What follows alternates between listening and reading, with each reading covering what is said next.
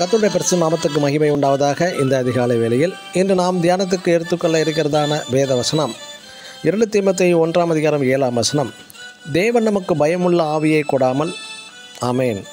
இன்று அநேகரை பயம் என்ற கொடியதான ஒரு ஆவி பிடித்து ஆட்டி படைக்கிறது. கிறிஸ்துவ தேவ பிள்ளைகளிடமும் பயம் என்ற ஒரு கொடிய ஆவி ஆட்டி படைக்கிறது. சிலர் சிறிய ஜந்துவாகிய பள்ளி கரப்பான் பூச்சிக்கு கூட பயந்து அலறி ஓடுவார்கள். ஆனால் தேவ வார்த்தைக்கும் தேவனுடைய ஊழியர்களின் பிரசங்கத்தை கேட்டும் பயமில்லாமல் நிர்விசாரமாக இருப்பார்கள்.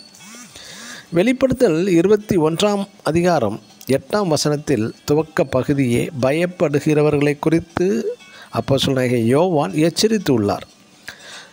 நோவாவின் பேழைக்குள் பிரவேசித்த சகல நாட்டு மிருகங்கள் காட்டு மிருகங்கள் யாவுமே நோவாவின் குடும்பத்தாருக்கு அடங்கி கீழ்ப்படிந்து நடந்தது. மேலை நாடுகளிலும் நம் நாட்டிலும் ஆடு மாடு நாய் பூனை போன்ற தமக்கு கீழ்ப்பிடித்து வளர்க்கிறார்கள் இவைகளை. இன்னும் சில காட்டு மிருகங்களாகிய யானை சிங்கம் புலி சிறுத்தை குரங்கு வகைகளையும் தமக்கு கீழ்ப்பிடித்து அன்பு செலுத்தி வளர்க்கிறார்கள் பயமே இல்லாமல். தாவீதும் சிம்சோனும் சிங்கத்தை எதிர்த்து போராடவில்லை. பயமே இல்லாமல் சிங்கத்தை கிழித்து கொன்று போட்டவர்கள்.